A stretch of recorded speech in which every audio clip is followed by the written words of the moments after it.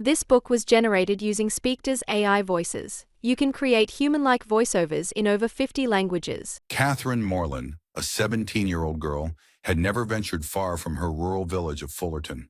Her sheltered world was about to expand dramatically with an exciting invitation from wealthy neighbors and family friends, Mr. and Mrs. Allen, to accompany them to Bath for the winter season. The Morland household buzzed with anticipation, a hive of activities centered around Catherine's impending departure. The air was thick with the scent of freshly laundered linens and the earthy aroma of leather from her father's newly polished traveling trunk. Catherine's heart fluttered like a caged bird, equal parts excitement and trepidation. As the fourth of 10 children in a clergyman's family, Catherine's life had been a patchwork of hand-me-downs and shared spaces. The prospect of Bath, with its grand buildings and fashionable society, shimmered in her mind like a desert mirage. She closed her eyes, imagining herself twirling in elegant ballrooms, her laughter mingling with the tinkling of crystal chandeliers. The fantasy was so vivid, she could almost feel the smooth marble beneath her feet and taste the champagne bubbles on her tongue. Her parents, though supportive, couldn't help but fret. Her father, his hands weathered from years of tending to his flock, both spiritual and agricultural, clasped hers with gentle firmness. "A penny saved is a penny earned, my dear," he said, his eyes crinkling with a mixture of pride and concern. The weight of his words settled on Catherine's shoulders, a reminder of the practical world she was leaving behind. Her mother, meanwhile, fussed over Catherine's wardrobe with the determination of a general preparing for battle.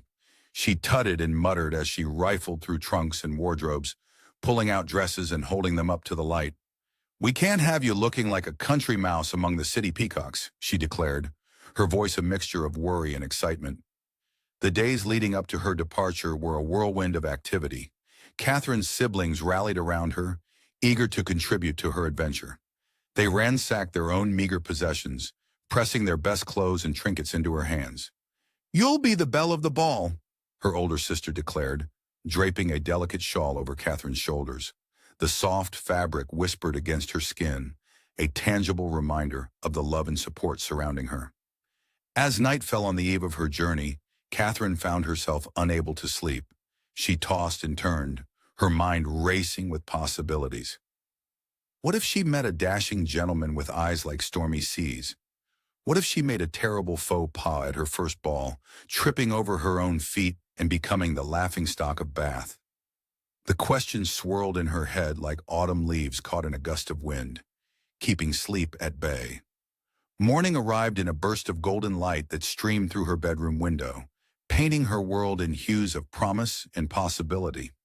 With it came the Allens' carriage, a grand affair of polished wood and gleaming brass that seemed to Catherine like a carriage fit for royalty. The time for farewells had come. Catherine moved through her family like a butterfly, touching down briefly to embrace each sibling. Tears glistened in her eyes, but excitement bubbled in her chest, creating a bittersweet cocktail of emotions. Her mother pulled her close, the familiar scent of lavender and baking bread enveloping Catherine. "Remember who you are, Catherine," she whispered, her voice thick with emotion. Her father, usually so composed, seemed to struggle for words. Finally, he simply placed his hand on her head in a gesture of blessing, his touch conveying all the love and pride words could not express. With a deep breath that seemed to draw in all the courage she could muster, Catherine stepped towards the carriage. The polished door swung open, revealing a world of plush seats and new possibilities. She hesitated for a moment, poised between the familiar and the unknown, her feet rooted to the ground she had known all her life. Then, with a smile that outshone the morning sun, she climbed in, the leather seat creaking softly beneath her weight. As the carriage pulled away, the rhythmic clop of horses' hooves marking the beginning of her journey, Catherine waved until her family was nothing more than a cluster of tiny figures in the distance.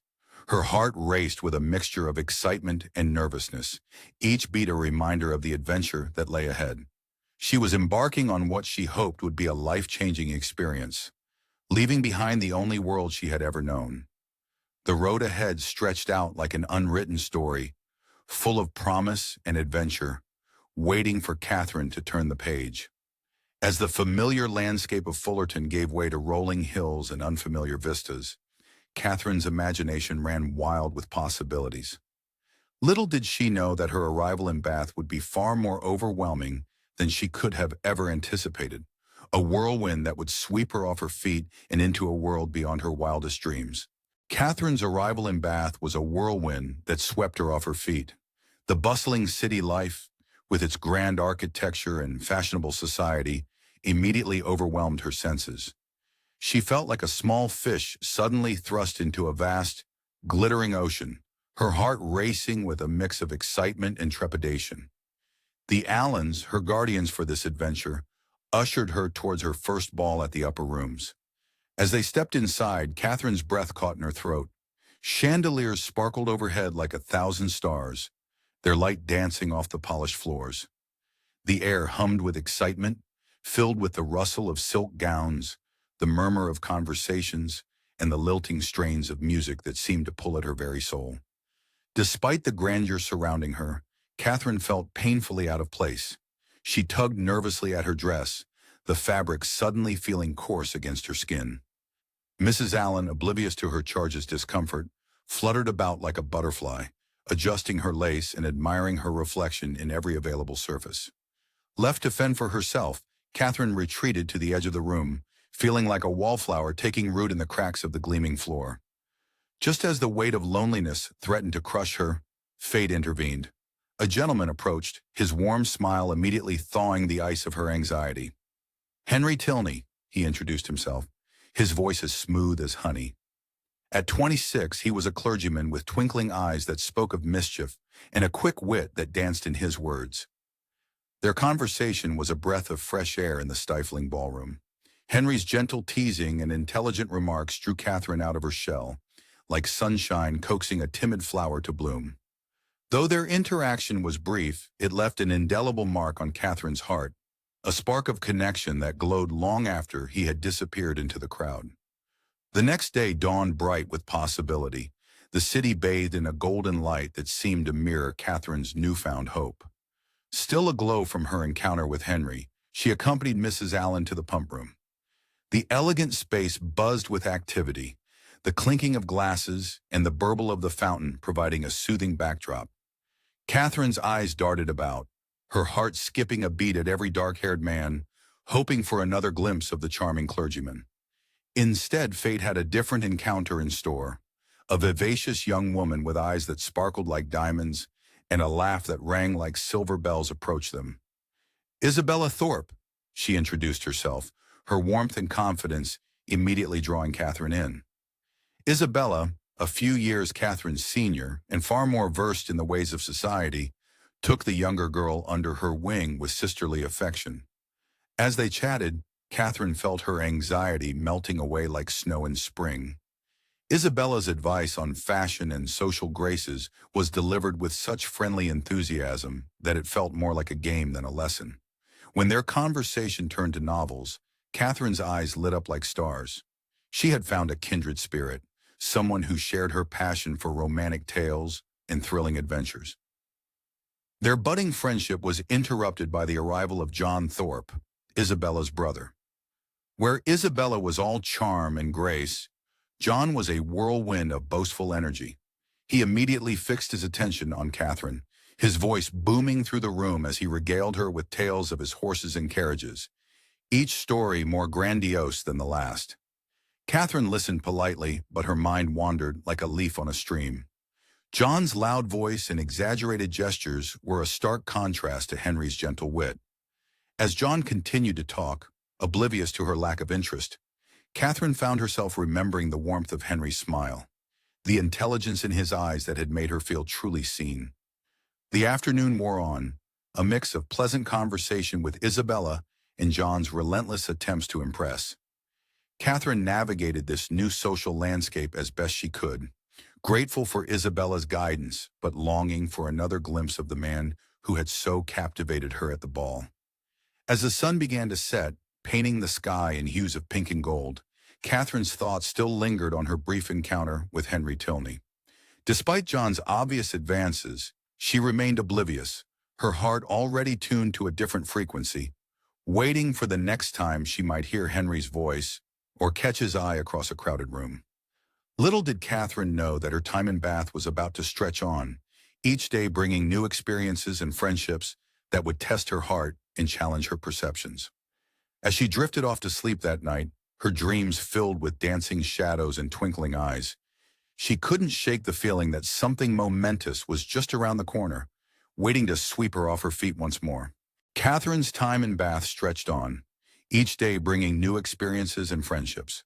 Her bond with Isabella Thorpe, in particular, blossomed like a spring flower, nurtured by their shared passions and youthful enthusiasm. The pump room, with its elegant columns and sparkling chandeliers, became their sanctuary. Nestled in cozy corners, their heads bent close, Catherine and Isabella lost themselves in the pages of Gothic novels.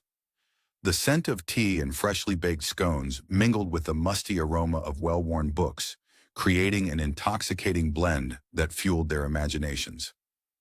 "Oh, Isabella," Catherine whispered, her eyes wide with wonder. "Can you imagine being trapped in a castle like this? The cold stone walls, the flickering candlelight, the mysterious footsteps in the night?" Isabella shivered delightfully, her curls bouncing as she nodded. "Indeed. Though I dare say, my dear Catherine, you'd make a far braver heroine than I. You'd uncover all the secrets and save the day." Their laughter echoed softly in the bustling room, drawing curious glances from nearby patrons. But Catherine hardly noticed, her mind filled with visions of crumbling towers and moonlit corridors. Yet as enthralling as these flights of fancy were, Catherine found her thoughts increasingly drawn to a very real figure, Henry Tilney. His wit and charm had left an indelible impression, and she found herself scanning every crowded room, her heart quickening at the sight of each dark-haired gentleman. Fortune smiled upon Catherine one evening at another grand ball. The assembly rooms glowed with warmth, the air thick with the scent of perfume and the soft strains of a string quartet. Couples whirled across the polished floor, a kaleidoscope of silk and satin. Catherine stood at the edge of the crowd, her fingers nervously smoothing the folds of her pale blue gown. Suddenly she spotted him. Henry's tall figure cut through the crowd, and Catherine's breath caught in her throat. But this time, he wasn't alone. By his side was a young woman with a gentle countenance that immediately put Catherine at ease. "Miss Morland," Henry said with a warm smile that made Catherine's knees weak. "May I introduce my sister, Eleanor Tilney?" Eleanor's kind eyes and soft-spoken manner instantly endeared her to Catherine. As they chatted, the noise of the ballroom faded away. Catherine felt as though she'd known Eleanor for years rather than minutes. The ease of their conversation was a stark contrast to the sometimes overwhelming chatter of Bath's social whirl. The arrival of Catherine's brother, James Morland, added yet another layer to the intricate social tapestry of Bath. James, with his earnest demeanor and ready smile, quickly caught the eye of Isabella Thorpe. Catherine watched with delight as a tender romance blossomed between her brother and her dear friend. Soon the foursome became inseparable. Picnics in the lush countryside, where the green hills rolled endlessly under a bright blue sky. Promenades through the bustling streets of Bath, the cobblestones echoing with their laughter. Intimate tea parties in cozy parlors, where the hours slipped by unnoticed amidst lively conversation and shared confidences. Catherine reveled in the warmth of friendship and the first stirrings of something deeper. She felt as though she'd finally found her place in this glittering world of Bath society. Each day brought new joys, new discoveries, and the thrilling possibility of what tomorrow might bring. Yet not all was smooth sailing in Catherine's social sea. John Thorpe, with his booming voice and larger-than-life personality, seemed determined to claim her attention at every turn. His constant presence during social gatherings and his insistence on escorting her on carriage rides began to wear on Catherine's nerves. "I say, Miss Morland," John would boom, puffing out his chest like a proud rooster. "Did I ever tell you about the time I outpaced a mail coach with my curricle? A remarkable feat, if I do say so myself." Catherine would smile politely, all the while longing for the refined conversation and gentle teasing of Henry Tilney. The contrast between the two men was becoming increasingly apparent, and Catherine found herself torn between her loyalty to the Thorpes and her growing attraction to the Tilneys. As the days passed, Catherine began to notice subtle differences in the manners and conversation of her two social circles. The Thorpes, while lively and entertaining, often indulged in gossip and boastful tales that left a sour taste in Catherine's mouth. The Tilneys, on the other hand, engaged in witty repartee and thoughtful discussions that left Catherine feeling both challenged and invigorated. She found herself gravitating more and more toward the Tilneys, drawn by their refined company and the way they made her feel both at ease and eager to expand her mind. Yet her fondness for Isabella and her sense of obligation to the Thorpes tugged at her conscience like a persistent child pulling at her skirts. Catherine stood at a crossroads, her heart pulling her in one direction, while her sense of loyalty urged her in another. As she navigated the complex social waters of Bath, she couldn't help but wonder if perhaps she was living out an adventure of her own, one that rivaled any Gothic novel in its emotional complexity and potential for both heartache and joy. One evening, as Catherine prepared for yet another social engagement, she caught sight of her reflection in the mirror. The girl who stared back at her seemed different somehow, more confident, more aware of the world around her. She smoothed her hair and adjusted her necklace, a small smile playing on her lips. Little did Catherine know that at that very moment, John Thorpe was setting in motion a plan that would shake the foundations of her newfound happiness. As she stepped out into the cool evening air, ready to face whatever the night might bring, she was blissfully unaware of the storm brewing on the horizon, a storm that threatened to tear apart everything she held dear. John Thorpe had set his sights on winning Catherine's heart. To achieve this, he began weaving a web of lies about her family's wealth to General Tilney, Henry's father.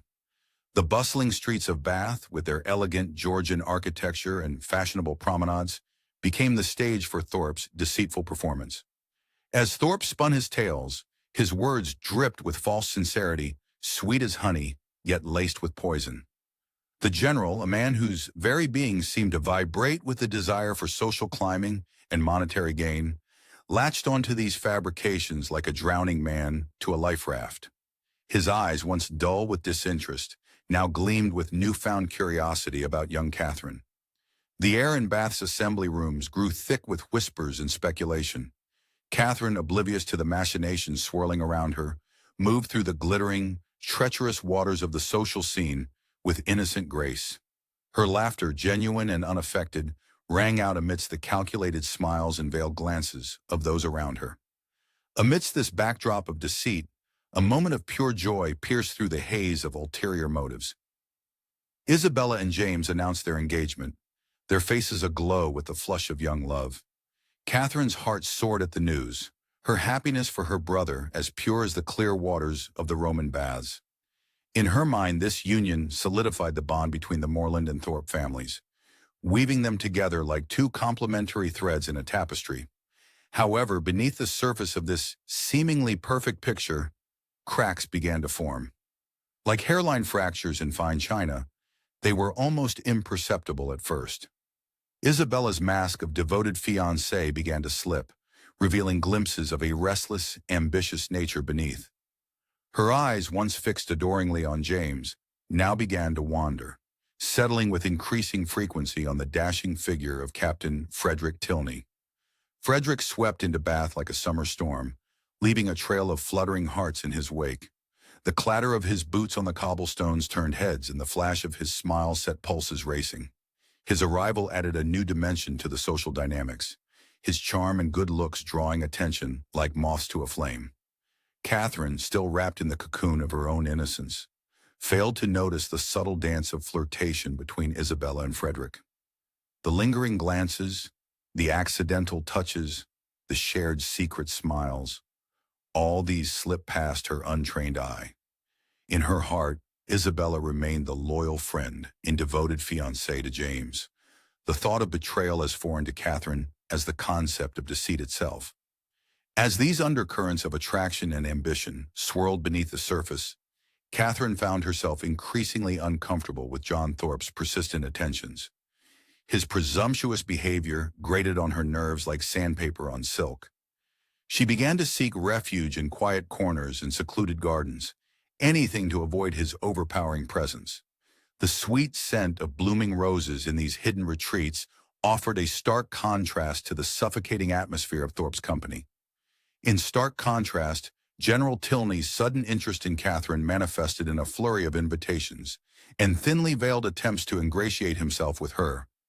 Each social event became an opportunity for him to showcase Catherine like a prized possession, his eyes gleaming with the reflection of imagined wealth. The general's preference for her company was as obvious as it was unsettling, creating a palpable tension that hung in the air like a heavy perfume. As the days passed, Catherine found herself at the center of a complex web of relationships and motivations. The general, encouraged by her friendship with Eleanor, continued to show a marked preference for Catherine's company, inviting her to social events with increasing frequency. Little did she know that each smile, each seemingly innocent conversation, was another thread in the tapestry of misunderstanding that was being woven around her. The chapter drew to a close with an unexpected turn of events. As Catherine prepared for bed one evening, a knock at her door startled her. It was Eleanor, her face alight with excitement. "Catherine," she whispered, her voice trembling with barely contained joy. "My father has a surprise for you. He wishes to extend an invitation for you to visit Northanger Abbey, our family estate." Catherine's heart raced with anticipation, unaware that this invitation was born from a web of lies and misconceptions, setting the stage for a journey that would test her innocence and change her life forever. General Tilney had been deceived by John Thorpe's falsehoods. Believing Catherine to be a wealthy heiress, he extended an invitation for her to visit Northanger Abbey, the Tilney family estate. Catherine's heart soared at the news, her imagination instantly ablaze with visions of ancient stone walls and mysterious passageways. The prospect of exploring a real Gothic abbey, the very setting of her beloved novels, seemed almost too wonderful to be true. But even more thrilling was the promise of spending more time with Henry and Eleanor Tilney, whose company had become a bright spot in her stay at Bath. The invitation couldn't have come at a better moment. Bath, once a whirlwind of excitement, had begun to lose its luster. The city's bustling streets and elegant ballrooms now felt stifling, like a corset laced too tight. John Thorpe's persistent and unwelcome attentions had become a constant source of irritation, grating on her nerves like the screech of carriage wheels on cobblestones. And Isabella, her dear friend, had changed in ways that Catherine couldn't quite grasp, as if a fog had settled between them, obscuring the once clear connection they shared.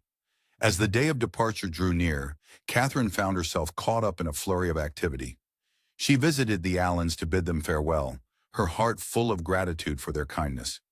Mrs. Allen, true to form, fussed over Catherine's wardrobe like a mother hen clucking over her chicks. "My dear," she said, holding up a delicate muslin gown, her brow furrowed with concern, "are you certain this will be warm enough for Northanger? I've heard those old abbeys can be dreadfully drafty." "Why, you might catch your death of cold," Catherine assured her with a warm smile, touched by the older woman's concern, even if it was misplaced. The thought of a little chill only added to the delicious anticipation building within her. The farewell to the Thorpes was a more complicated affair. Catherine's feelings were as tangled as a skein of yarn that had been worried by a mischievous kitten. She was relieved to escape John's suffocating attention, yet a part of her heart ached at the thought of leaving Isabella. But even that pain was dulled by the change she had observed in her friend. Isabella, once so attentive and affectionate, now seemed distracted, her eyes constantly darting about the room like a trapped bird seeking escape. When Catherine embraced her, Isabella's hug was brief and perfunctory, her mind clearly elsewhere. "Do write to me, dear Catherine," Isabella said, her words ringing as hollow as an empty ballroom. As she spoke, her gaze flitted over Catherine's shoulder, and a coy smile played on her lips. Following her line of sight, Catherine spotted Captain Tilney lounging against a pillar, his eyes fixed on Isabella with the intensity of a hawk eyeing its prey. Back in her room, Catherine threw herself into packing with gusto. She carefully selected her favorite Gothic novels, each one a key to unlock a world of mystery and romance. As she placed them in her trunk, she imagined the secrets that might be lurking within the walls of Northanger Abbey. Would there be hidden passages concealed behind dusty tapestries? Locked rooms harboring dark family secrets? The possibilities made her shiver with delicious anticipation, goosebumps rising on her arms despite the warmth of the evening. The night before her departure stretched out before her like an endless expanse of uncharted territory. Sleep eluded her, chased away by the riot of emotions swirling in her breast. Excitement bubbled up like champagne, fizzing through her veins and setting her nerves alight. Yet underneath lurked a current of trepidation, a whisper of doubt that made her stomach flutter like a trapped butterfly. As she lay in bed staring at the shadowy ceiling, Catherine's mind painted vivid pictures of what awaited her. In her imagination, Northanger Abbey loomed like a sleeping giant, its stone walls holding 1,000 untold stories. She saw herself exploring its depths, unraveling mysteries and perhaps... Her cheeks flushed at the thought. Growing closer to Henry Tilney. The hours ticked by, each one bringing her closer to the great unknown. Catherine tossed and turned, her sheets tangling around her legs like grasping vines in a haunted forest. When at last she drifted off, her dreams were a kaleidoscope of Gothic towers, Henry's smiling face, and shadowy figures that danced just beyond the edge of recognition. As dawn broke, painting the sky in hues of pink and gold, Catherine rose, her heart pounding with anticipation. She dressed quickly, her fingers fumbling with buttons and laces in her haste. The carriage awaited, ready to whisk her away to Northanger Abbey and all its mysteries. With one last glance at her room, Catherine stepped out into the crisp morning air.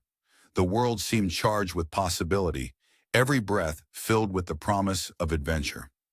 As she climbed into the carriage, a sudden gust of wind swept past, carrying with it the faint scent of old stone and secrets. Catherine's pulse quickened.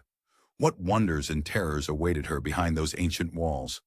With a crack of the whip, the horses surged forward, carrying her towards her destiny at Northanger Abbey. Catherine's heart raced as she stepped into Northanger Abbey for the first time. The Gothic architecture and mysterious atmosphere immediately captivated her, exceeding her wildest expectations. Imposing stone walls loomed overhead, their weathered surfaces rough beneath her fingertips. The air hung heavy with the scent of old wood and musty tapestries, each breath filling her lungs with centuries of history. Henry Tilney, his eyes twinkling with mischief, leaned in close. "Miss Morland," he whispered, his warm breath tickling her ear. "These walls hide more than just stone and mortar. Secret passages, family mysteries. Who knows what we might discover?" A shiver ran down Catherine's spine, equal parts excitement and trepidation.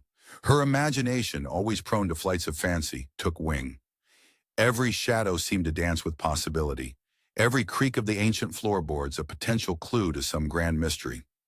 Eleanor Tilney's warm welcome cut through the Abbey's chill. "Come," she said, her voice a soothing balm. "Let me show you to your room." As they ascended the winding staircase, Catherine's footsteps echoed in the vast space.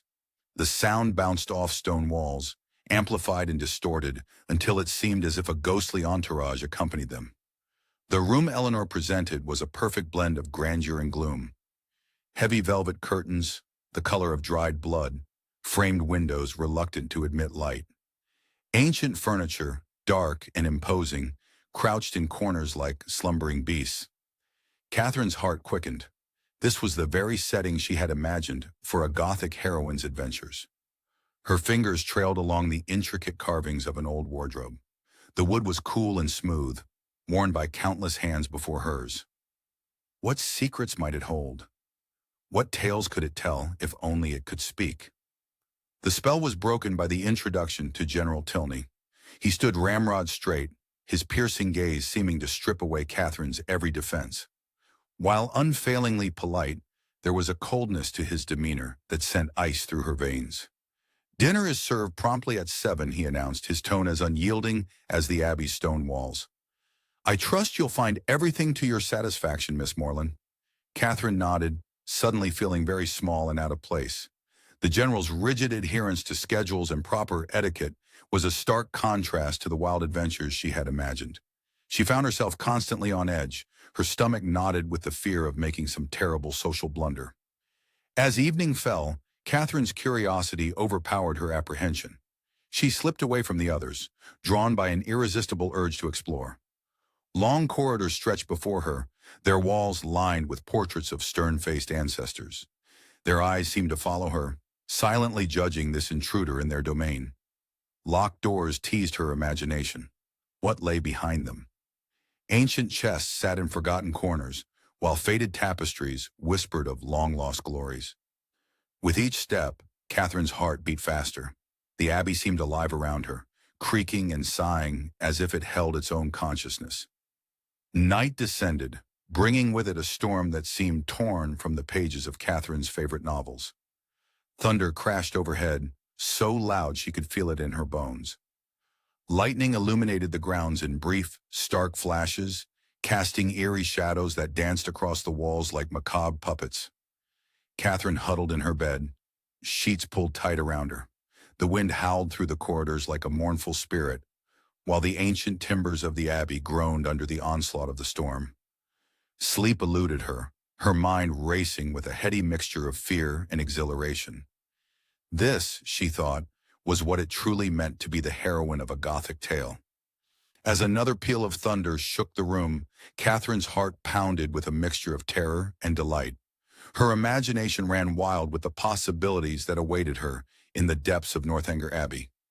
Unable to resist the siren call of adventure any longer, Catherine slipped from her bed. The stone floor was ice-cold beneath her bare feet as she crept to the door. Her hand trembled as she reached for the handle. What mysteries lay beyond? What secrets would the night reveal? With a deep breath, she turned the knob and stepped out into the darkness of the corridor. Catherine's heart pounded furiously as she crept through the shadowy corridors of Northanger Abbey. Her own shadow danced on the ancient stone walls, a spectral companion in her clandestine quest.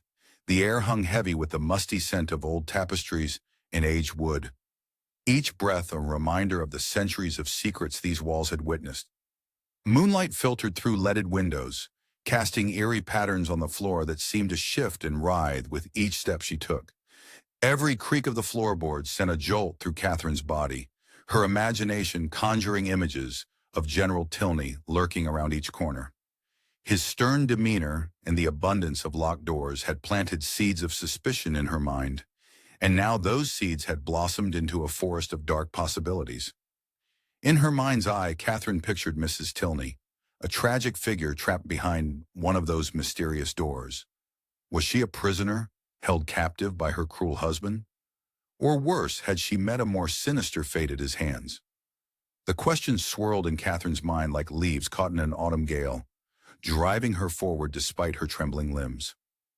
Night after night, Catherine slipped from her bed, her bare feet whispering across the cold stone floor. She ran her fingers along the walls, searching for hidden switches or concealed passages, her touch light as a feather, but filled with desperate purpose. The shadows seemed to reach for her, urging her onward in her quest for truth. During the day, Catherine's eyes darted from painting to painting, scrutinizing every stern-faced ancestor adorning the abbey's walls. Each brushstroke held the potential for a hidden message, each shadow a possible clue overlooked for generations. Her fingers itched to peel back the canvases, certain that behind them lay the answers she sought. Her heart leaped when she discovered an old chest in her room, its wood scarred by time and use. Anticipation thrummed through her veins as she approached, certain that within its depths lay the evidence she needed. With trembling hands, she lifted the heavy lid, the hinges groaning like a soul in torment. But as the lid fell back, her hopes crashed down with it. The chest was empty, as hollow as her theories were beginning to seem. Yet Catherine refused to be deterred. As days passed, her imagination ran ever wilder, transforming the abbey into a labyrinth of horrors. The wind's mournful song through ancient stones became the wails of a trapped soul. Candles flickering in drafty corridors morphed into the restless spirits of the wronged, beckoning her toward some terrible truth. The servants exchanged puzzled glances as Catherine peppered them with questions about Mrs. Tilney's death. Their eyes held a mixture of concern and amusement, clearly seeing her as a fanciful girl caught up in romantic notions. But to Catherine, their evasive answers and nervous laughter only confirmed her suspicions of a grand conspiracy. On a particularly gloomy afternoon, with rain lashing against the windows like nature itself was trying to warn her, Catherine made her boldest move yet. The forbidden wing of the Abbey called to her, Mrs. Tilney's untouched room, a siren song of mystery. The air grew thick and oppressive as she approached the door, her hand hovering over the handle like a moth drawn to a flame. With a deep breath that seemed to pull all the oxygen from the corridor, she pushed the door open. The hinges creaked, the sound slicing through the silence like a knife. Catherine stepped inside, her eyes wide, every nerve in her body singing with anticipation of the horrors she was certain awaited her. But the room that greeted her was not the chamber of nightmares she had imagined. Instead, she found herself in a peaceful sanctuary, well-maintained and filled with touches that spoke of love and remembrance. Sunlight, breaking through the storm clouds outside, filtered through lace curtains, casting a soft, almost ethereal glow on a vase of fresh flowers by the bedside. A portrait of Mrs. Tilney smiled down from the wall, her eyes kind and warm, seeming to look right through Catherine's wild theories. Catherine's racing thoughts stumbled to a halt, confusion replacing the thrill of anticipated discovery. The peacefulness of the room stood in stark contrast to the dark scenarios she had conjured. As she stood there, trying to reconcile this serene reality with her Gothic fantasies, the sound of approaching footsteps jolted her back to the present. Her heart leaped into her throat, pounding so hard she was sure it would burst from her chest. She spun around, her skirt swishing against the polished floor, and found herself face to face with Henry Tilney. His expression was unreadable as he stood in the doorway, his eyes moving from Catherine to the room and back again. In that moment, as their gazes locked, Catherine felt the full weight of her actions crash down upon her. The silence stretched between them, taut as a bowstring. What would Henry think of her, sneaking about like a common thief? How could she explain the tangled web of suspicions that had led her to this moment? As Catherine opened her mouth to speak, desperate to break the tension, Henry's eyes narrowed, and he took a step forward into the room. Henry Tilney stood in the doorway of his mother's room, his eyes fixed on Catherine. A mixture of concern and curiosity played across his features as he observed her suspicious behavior. Catherine's heart leapt into her throat, her pulse quickening like a frightened rabbit's. The room, once a playground for her wild imaginings, now felt as confining as a prison cell. Sunlight streamed through the windows, casting long shadows that seemed to point accusingly at her. "Catherine," Henry began, his voice as gentle as a summer breeze, "what brings you here?" She fumbled for words, her mind a whirlwind of Gothic fantasies and mounting dread. But as she met Henry's gaze, she saw not accusation, but a glimmer of understanding in his warm eyes. With the patience of a skilled detective, Henry began to unravel the tangled web of Catherine's suspicions. His words washed over her like cool water, slowly but surely extinguishing the fires of her imagination. He spoke of his mother's death years ago, his voice tinged with a hint of sadness that tugged at Catherine's heart. "My father," Henry explained, his eyes distant with memory, "may seem stern and unyielding, but he loved my mother deeply. Her loss, it changed him." As Henry spoke, the room seemed to shift and transform. The ominous shadows retreated, chased away by the warm golden light of truth. Catherine felt as if scales were falling from her eyes, revealing the world as it truly was. Ordinary, yet no less beautiful for its lack of mystery. The realization of her folly hit Catherine like a physical blow.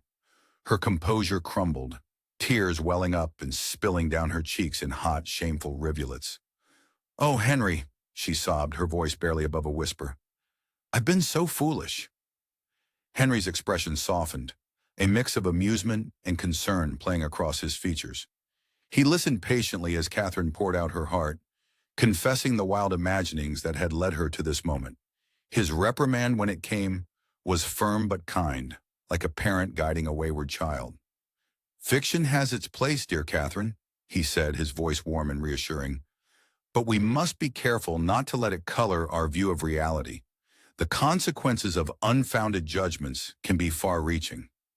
As Henry spoke, Catherine felt as if she were emerging from a long and feverish dream. The world around her seemed sharper, more vibrant, as if she were seeing it clearly for the first time. The musty scent of old books and polished wood filled her nostrils, grounding her in reality. In the days that followed, Catherine approached her surroundings with new eyes. The Abbey, once a playground for her Gothic fantasies, revealed itself as a place of real history and beauty. Every stone, every beam told a story, not of dark secrets, but of lives lived, of joys and sorrows shared.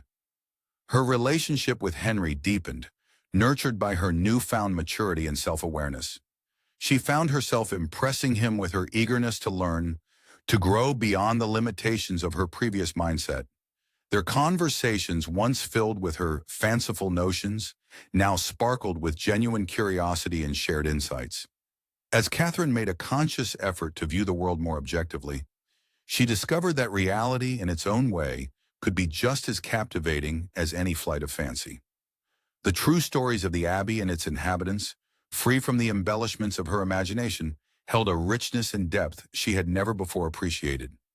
Her journey of self-discovery had only just begun, but already Catherine could feel herself changing, growing. The world was opening up before her, full of possibilities she had never dreamed of. And as she walked through the Abbey's halls, her steps were lighter, her heart full of a new and profound understanding of both herself and the world around her. As the sun began to set, casting long shadows across the Abbey grounds, Catherine found herself drawn to the library. The room was quiet, filled with the comforting scent of old books and leather. She ran her fingers along the spines of the volumes, marveling at the wealth of knowledge they contained. Suddenly, her hand brushed against something that didn't feel quite right. Frowning, she pulled the book from the shelf, and a folded piece of paper fluttered to the floor. Catherine's breath caught in her throat as she bent to retrieve it. The paper was yellowed with age, the edges crisp and fragile. Catherine's hands trembled as she unfolded the letter. Her heart quickened with each line she read, anticipation building like a storm on the horizon. Catherine's hands trembled as she unfolded the letter. Her heart quickened with each line she read, anticipation building like a storm on the horizon. The familiar scrawl of James's handwriting, usually a comfort, now seemed to dance mockingly across the page. The warm sunlit drawing room of Northanger Abbey faded away, replaced by a suffocating fog of dread. As Catherine's eyes darted across the paper, the world around her blurred. The cheerful chirping of birds outside the window became a distant, hollow echo. James's words, once a source of joy, now dripped with sorrow and disillusionment. The engagement to Isabella Thorpe, a dream they had all shared, lay shattered like fine china on a cold, unforgiving floor. With each sentence, Catherine felt as if she were tumbling down a dark, endless tunnel. James described Isabella's changed behavior in excruciating detail. Her shameless flirtation with Captain Frederick Tilney, Henry's older brother, and her thinly veiled interest in his wealth and status. It was as if a veil had been violently torn from Catherine's eyes, revealing a grotesque caricature of the friend she thought she knew.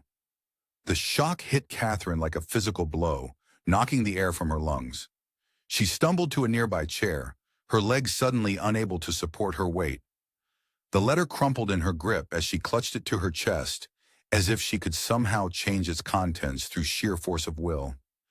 The Isabella she knew, or thought she knew, had vanished, replaced by a stranger wearing her friend's face. As the initial numbness began to fade, a whirlwind of emotions swept through Catherine. Confusion clashed with hurt. Anger battled disbelief. How could Isabella have done this? The foundations of trust upon which Catherine had built her world crumbled beneath her feet, leaving her unsteady and lost. With a heart as heavy as lead, Catherine sought out Eleanor and Henry Tilney. The words stuck in her throat like thorns as she tried to explain, but the siblings' gentle encouragement coaxed the story from her lips. As she spoke, it was as if she were reliving the pain anew, each word a fresh cut on her already wounded heart. Eleanor's soft gasp of sympathy and Henry's furrowed brow spoke volumes in the hushed room.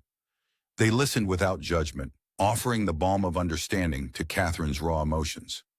Henry, in particular, seemed to sense the depth of Catherine's distress, his usually playful demeanor replaced by a soothing gravity that wrapped around her like a warm blanket. "My dear Catherine," Henry began, his voice as gentle as a summer breeze, "please do not let Isabella's actions reflect poorly on yourself or your family. The fault lies entirely with her. Eleanor nodded in agreement, reaching out to clasp Catherine's trembling hand. Indeed, it speaks to Isabella's character, not yours. As they talked, Henry provided insight into his brother Frederick's reputation as a flirt. I fear Frederick may have led Isabella on with false hopes, he explained, choosing his words carefully. But I can assure you it is highly unlikely he would propose to her. The difference in their social standings is significant. Catherine listened, her mind whirling like autumn leaves caught in a gust of wind. With each word she felt herself growing, changing, seeing the world through new eyes. The naivety that had colored her perceptions began to fade, replaced by a more nuanced understanding of human nature.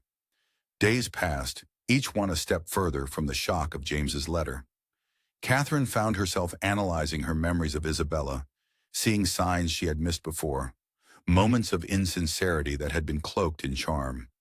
The sunny days at Northanger Abbey now seemed tainted, shadows creeping into once happy memories. Then, like an echo of the past, another letter arrived. Isabella's handwriting, once a welcome sight, now filled Catherine with a mixture of dread and curiosity. As she read, Isabella's words seemed to dance across the page, a ballet of excuses and pleas.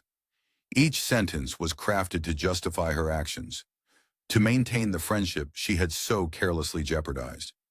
But Catherine was no longer the same girl who had arrived at Northanger Abbey. She read between the lines, seeing the insincerity that lurked beneath Isabella's flowery phrases.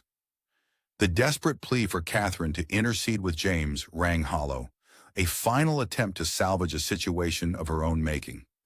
As she folded the letter, Catherine made her decision. There would be no reply, no intercession. Instead, she would stand by her brother, offering the support he needed in his time of distress. The friendship with Isabella, once so dear, had withered like a flower in frost, unable to survive the harsh reality of betrayal. Catherine set the letter aside, feeling a strange mixture of sadness and relief. A chapter of her life had closed, but in its ending, she found she had grown stronger, wiser, and more discerning. The world, she realized, was not always as it seemed, but in understanding this, she had taken a significant step towards adulthood. As night fell, Catherine stood by the window of her room, gazing out at the sprawling grounds of Northanger Abbey. The moon cast long shadows across the lawn, and a chill wind rustled through the trees. Suddenly, the grand halls that had once filled her with wonder and excitement seemed to shift and change. The walls appeared to close in, the air growing thick and heavy. Catherine's breath caught in her throat as an inexplicable sense of foreboding washed over her. Something was coming, something that would test her newfound strength in ways she could never have imagined. The grand halls of Northanger Abbey, once filled with wonder and excitement for Catherine, now seemed to close in around her like the walls of a prison. The air grew thick with tension, each breath a struggle against the weight of impending doom. General Tilney's cold demeanor permeated the atmosphere, a frost that crept into every corner and chilled Catherine to her very bones. Without explanation or proper arrangements for her journey, the general instructed Eleanor to deliver the news of Catherine's immediate departure. The tick of the grandfather clock in the hallway echoed like a death knell, each second bringing Catherine closer to an unwanted fate. Eleanor approached with hesitant steps, her face a canvas of embarrassment and distress. Her voice trembled as she spoke, barely above a whisper. "My dear Catherine, I'm afraid I have some unfortunate news." The words hung heavy in the air, each one a blow to Catherine's heart. Confusion swirled in Catherine's mind like leaves caught in an autumn gust. Her hands shook as she fumbled with her belongings, hastily stuffing them into her trunk. The soft rustle of fabric and the dull thud of books falling into place seemed to mock her, a cacophony of sounds marking the end of her dreams. As she was hurried out of the house, Catherine caught a final glimpse of Eleanor.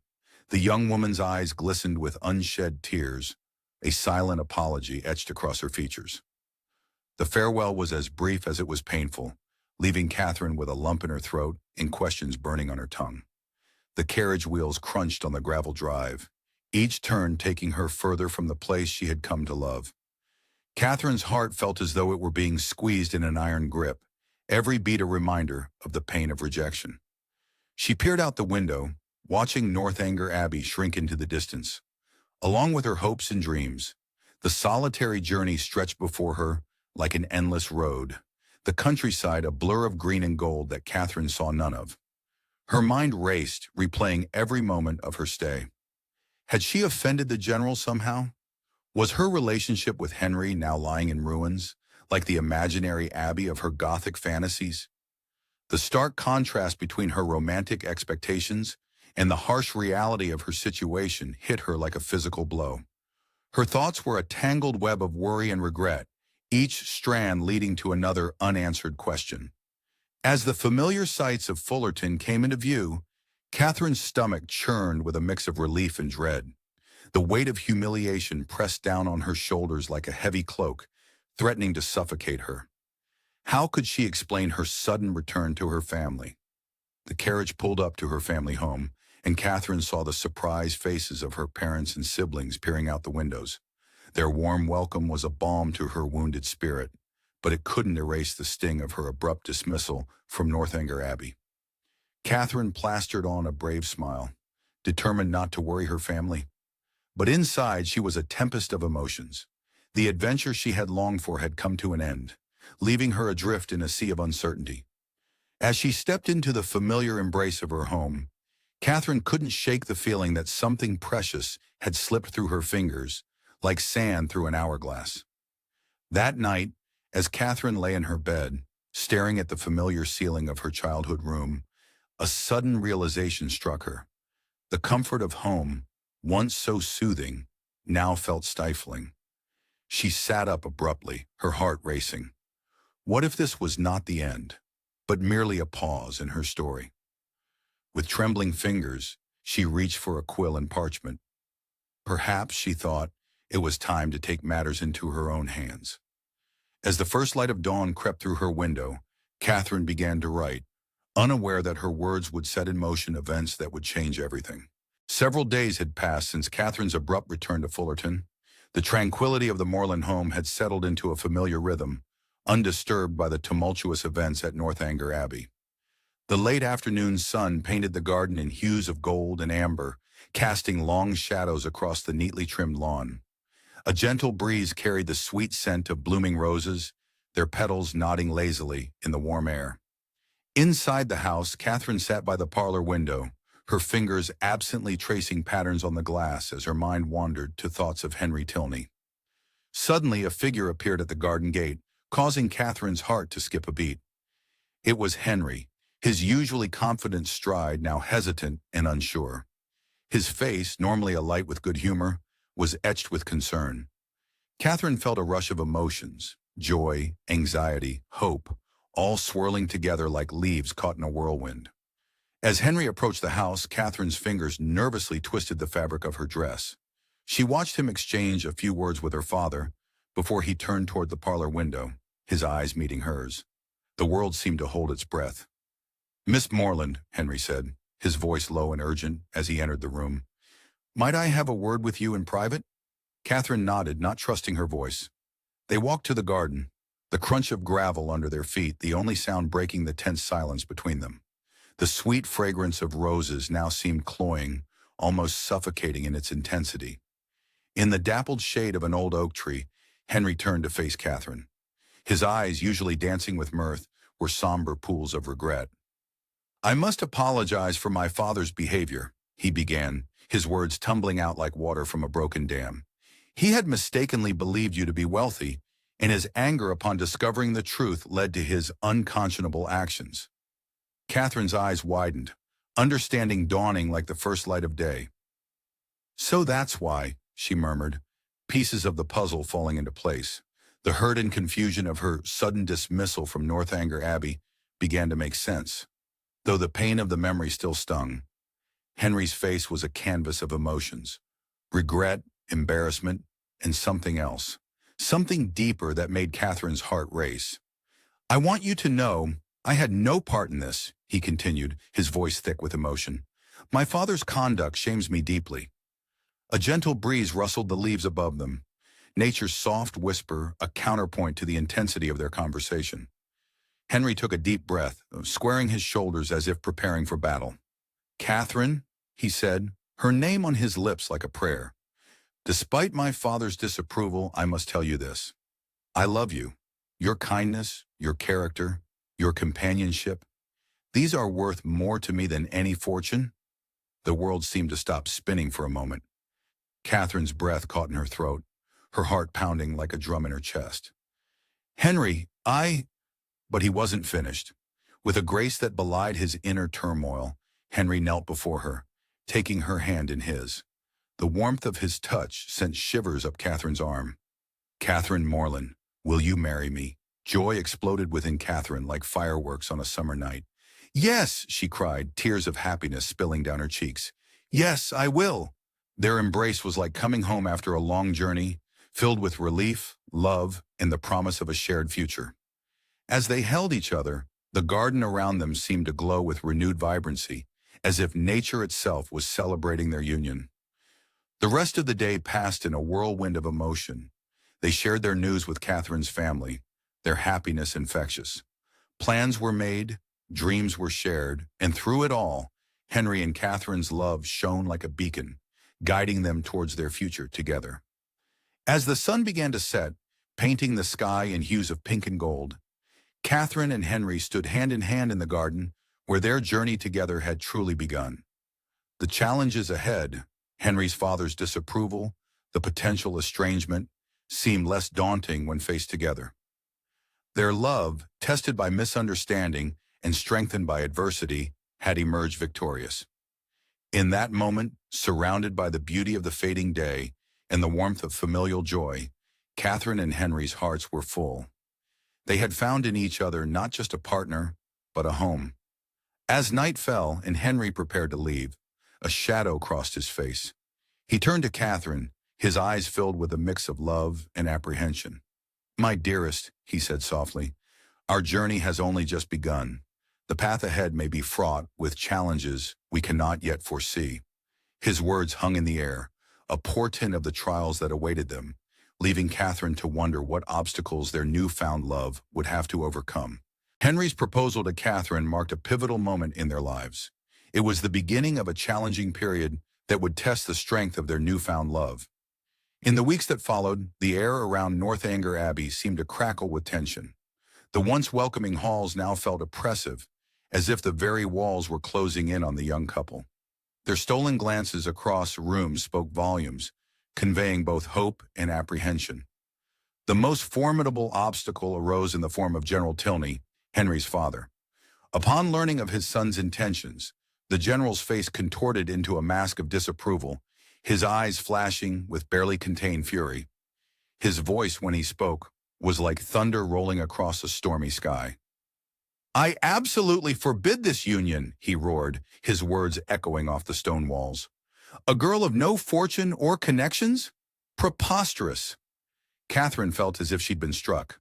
Her heart raced and her palms grew clammy. She fought to keep her composure, even as tears threatened to spill from her eyes. Henry, standing tall beside her, squeezed her hand reassuringly, his touch a lifeline in the tempest of his father's anger. Despite this crushing blow, Henry and Catherine's commitment to each other remained unshakable. Their love was like a sturdy oak, its roots growing deeper with each passing day, drawing strength from the very adversity that sought to tear them apart. In stark contrast to the frosty reception at Northanger Abbey, the Morland family embraced the match with open arms. When Catherine returned home, her parents' warm smiles and gentle words were a balm to her wounded spirit. Their modest home, once seeming plain compared to the grandeur of the Abbey, now felt like a sanctuary of acceptance and love. "My dear," Mrs. Morland said, cupping Catherine's face in her hands, "if he makes you happy, then he has our blessing." The simple statement brought fresh tears to Catherine's eyes, but this time they were tears of relief and gratitude. As Henry returned to his parish duties, the physical distance between them felt like a vast empty plain. Yet their regular correspondence served as a lifeline, each letter a bridge across the miles that separated them. Catherine would rush to the window at the sound of approaching hoofbeats, her heart leaping at the sight of the postman. She'd tear open Henry's letters with trembling fingers, drinking in his words like a traveler in a desert oasis. My dearest Catherine, one letter began, the familiar handwriting causing her heart to flutter. Though miles separate us, you are ever present in my thoughts. Each day without you feels an eternity, yet I am sustained by the knowledge of your love. Then, like a bolt from the blue, fortune smiled upon the Tilney family. Eleanor, Henry's sister, married a wealthy viscount. The news spread through the countryside like wildfire, whispers of improved fortunes and elevated social connections following in its wake. This unexpected turn of events was like a warm breeze, gradually thawing the icy resolve of General Tilney. Months passed, each day feeling like an eternity to the young lovers. The tension in the air was palpable, like the charged atmosphere before a storm. But finally, like the sun breaking through dark clouds, the general relented. His blessing, when it came, was delivered with a gruff nod and a clearing of his throat. But to Henry and Catherine, it was as sweet as any flowery speech. With all obstacles now cleared, the path to their union lay open before them. Their wedding day dawned bright and clear, a perfect reflection of the joy that filled their hearts.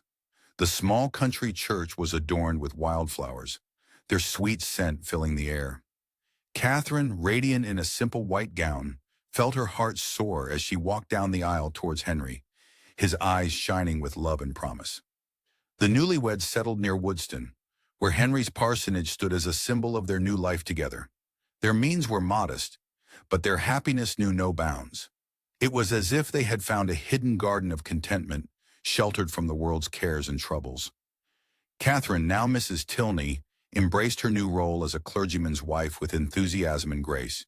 She threw herself into the life of the parish, organizing charity events and visiting the sick. Her natural empathy and kind heart quickly endeared her to the parishioners. As she stood in the garden of their little parsonage one evening, watching the sun set over the rolling hills, Catherine reflected on the journey that had brought her here.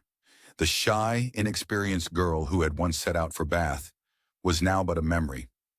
In her place stood a mature and contented young woman, shaped by her adventures and experiences. Henry came up behind her, wrapping his arms around her waist. "Happy, my love," he murmured into her ear. Catherine leaned back into his embrace, a smile playing on her lips. "Perfectly so," she replied, her voice filled with contentment. As the last rays of sunlight painted the sky in hues of gold and pink, Catherine knew that whatever life might bring, she was ready to face it, hand in hand with her beloved Henry. Their love story, born amidst the Gothic shadows of Northanger Abbey, had blossomed into something beautiful and enduring, a testament to the power of true love to overcome all obstacles. This book was generated using Speakter's AI voices. You can create human-like voiceovers in over 50 languages.